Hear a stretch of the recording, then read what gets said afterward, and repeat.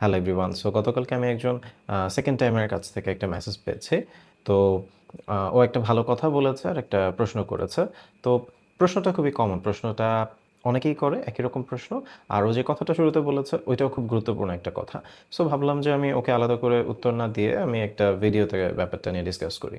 So ১ম এ ও আমাকে যেটা বলেছে যে ও ফার্স্ট টাইমে সবকিছু পড়তে চেয়েছিল অ্যান্ড এই কারণে রিভিশনের সময় ওর রিভিশনটা ভালো করে হয়নি, এলোমেলো হয়ে গেছে। আর এবার তাই ও যেটা করেছে, ও প্রশ্ন ব্যাংক ভালো করে এনালাইসিস করেছে। এনালাইসিস করে যেগুলো গুরুত্বপূর্ণ ইম্পোর্টেন্ট টপিক, যেখান থেকে প্রশ্ন আসে, সেই জায়গাগুলো ভালো করে পড়েছে। দেখো এই কথাটা আমি ফার্স্ট টাইমার হোক, সেকেন্ড টাইমার হোক সবাইকে অলওয়েজ বলি যে সবকিছু পড়ার চেষ্টা করো না। আমাদের অ্যাডমিশন পিরিয়ডে যে সময়টা আমাদের হাতে থাকে, এখানে সবকিছু যদি কোনোভাবে পড়ে শেষ করাও যায়, সবকিছু প্রপারলি রিভিশন করার সুযোগ থাকে না। সো দিন শেষে তোমার রিভিশনের সময় খুব সিলেক্টিভ কিছু জিনিসই রিভাইজ করতে হবে এবং বাকি জিনিস তোমার মনেও থাকবে না। সো আমার যদি বাকি আমি কষ্ট করে যা পড়লাম সেগুলো শেষ পর্যন্ত মনেই না রাখতে পারি বিকজ ওগুলো রিভিশন দেওয়ার সময় আমি পাচ্ছি না, তাহলে লাভ কী সেগুলো পড়ে? তার থেকে কি ভালো না যে আমি যেগুলো গুরুত্বপূর্ণ, যেখান থেকে প্রশ্ন বেশি আসবে, সেই জায়গাগুলো ভালো করে পড়বো এবং সেগুলো বারবার রিভিশন করে ওইটা আরও সলিডভাবে আমার ব্রেইনে নিয়ে আমি পরীক্ষার হলে বসবো। সো এইটা খুবই ওয়াইজ একটা কাজ। এখন দেখো, এটার মানে কিন্তু কম পড়া না। অনেকে আবার এটা শুনে ভাবে যে ভাইয়া কম পড়তে বলছে, কম পড়তে বলছে। আমি কিন্তু কম পড়তে বলছি না। ইম্পোর্টেন্ট জিনিসগুলো পড়তে বলছি। ইম্পোর্টেন্ট জিনিস মোটেও কম না। ঠিক আছে? একটা বইয়ের যেই জায়গা বা একটা চ্যাপ্টারের যেই জায়গাগুলো থেকে প্রশ্ন আসে সেটা মোটেও অল্প না। যথেষ্ট ইনফরমেশন তার মধ্যেই থাকে। এর বাইরেও অতিরিক্ত যেখান থেকে হয়তো কখনোই প্রশ্ন আসে নাই বা প্রশ্ন আসার সুযোগও নাই, ওই ইনফরমেশনগুলো ঠিক এমসিকিউতে দেওয়ার মতোও না। তারপরও আমি অনেকেই দেখি যে আ ওগুলো পড়ে সময় নষ্ট করে। সো এটা গেল হচ্ছে এই কাজটা, আমাকে যে মেসেজ দিয়েছে ও কাজটা করেছে অ্যান্ড আমি সাজেস্ট করি যে সবাই এই কাজটা করো। এটা খুবই গুরুত্বপূর্ণ। এবার আসি ও যে প্রশ্নটা আমাকে করেছে। সো ভাই তুমি আমাকে প্রশ্ন করেছিলা যে তোমার মোটামুটি আর হয়তো ১৫-২০ দিনের মধ্যে রিভিশন শেষ হয়ে যাবে। আই মিন পড়া শেষ হয়ে যাবে। এরপরে তুমি রিভাইজ করতে চাচ্ছ। প্রত্যেক ২৫ দিনে একবার করে রিভাইজ করতে চাচ্ছ। এটার ব্যাপারে সাজেশন হচ্ছে, দেখো কত দিনে আমি রিভাইজ করব এটা তো আসলে ফিক্সড কিছু না, আমি বলে দিতে পারবো না। এটা প্রত্যেকের ভ্যারি করবে। ঠিক আছে? কারো পড়ার স্পিড ফাস্ট, কারো পড়ার স্পিড স্লো। সো এটা মানুষ টু মানুষ ভ্যারি করবে যে তোমার রিভিশন করতে কত দিন লাগবে। বাট তারপরও আমার পার্সোনালি যেটা মনে হয় যে তুমি যেহেতু শুধু গুরুত্বপূর্ণ জিনিসগুলো পড়ছো, এটা ২৫ দিন লাগার কথা না আসলে পুরোটা একবার রিভাইজ করতে। ঠিক আছে? তারপর আমি এটা জোর করব না যে না তাড়াতাড়ি শেষ করতে হবে। তোমার যদি মনে হয় যে না আমার ২৫ দিন কেন ৩০ দিন লাগবে আমার, বাট আমি ভালো করে রিভাইজ করতে পারবো এই কয়দিনে, তাহলে ডু ইট, সমস্যা নেই। বাট আরেকটা যেটা সাজেশন সেটা হচ্ছে, তুমি একটা কথা বলেছো যে এভরি 25 ডেজ তুমি একবার করে রিভাইজ করবা।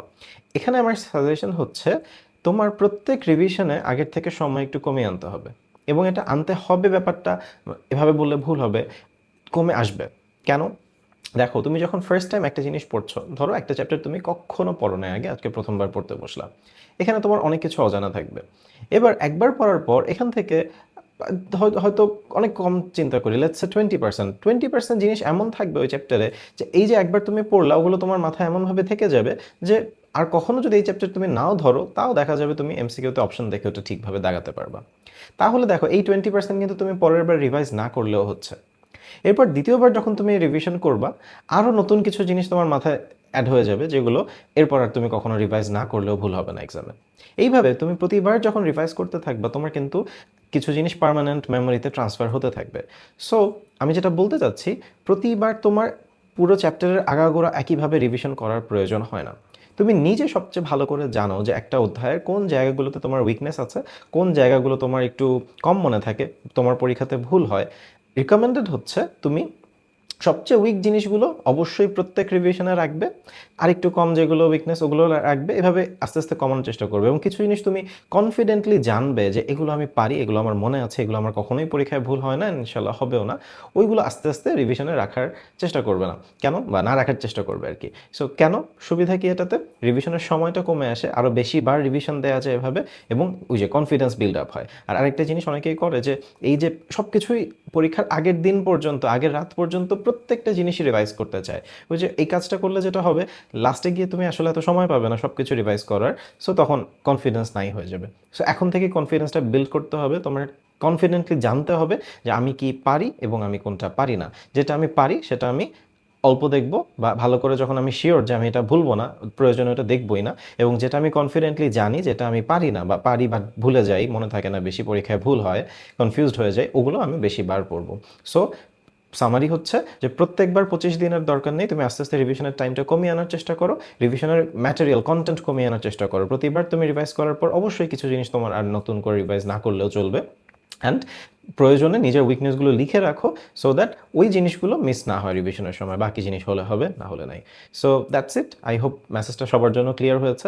অনেকেই এই জিনিসটা জিজ্ঞেস করে যে ভাই কতদিন বসে রিভাইজ দিলে ভালো হয়, কয়বার রিভিশন দিয়ে গেলে ভালো হয়। সো আই হোপ মোটামুটি একটা আইডিয়া পাওয়া গেছে। এটা ফার্স্ট টাইমার হোক সেকেন্ড টাইমার হোক সবার জন্য সেম সাজেশন। ফার্স্ট টাইমাররা হয়তো এত আগে থেকে এত সময় পায় না রিভাইজ করার, সো তখন আমি ফার্স্ট টাইমারদের যখন তোমাদের এইচএসসি শেষ হয়ে যাবে তখন আমি এগুলো নিয়ে আবার কথা বলবো। আপাতত এই ভিডিওটা dedicated to the second timers. তোমাদের যদি আরও কারো এরকম কোনো প্রশ্ন থাকে এই ভিডিও কমেন্টে জিজ্ঞেস করতে পারো বা আমাকে ফেসবুকে জিজ্ঞেস করতে পারো। আমার যদি মনে হয় যে ওটা ভিডিও করে তোমাদের সাথে ডিসকাস করা উচিত তাহলে সামনে ভাবে আরও ভিডিও দিব। আর যদি মনে হয় যে না ডিরেক্টলি তোমাদেরকে রিপ্লাই দিয়ে অ্যান্সার বুঝিয়ে দিলে ভালো হবে, সেটাই করবো। আমি চেষ্টা করবো, সবসময় হয়তো সময় হয় না সবার রিপ্লাই দেওয়ার, বাট আমি সর্বোচ্চ চেষ্টা করি সবাইকে গাইড করার। Thanks for watching.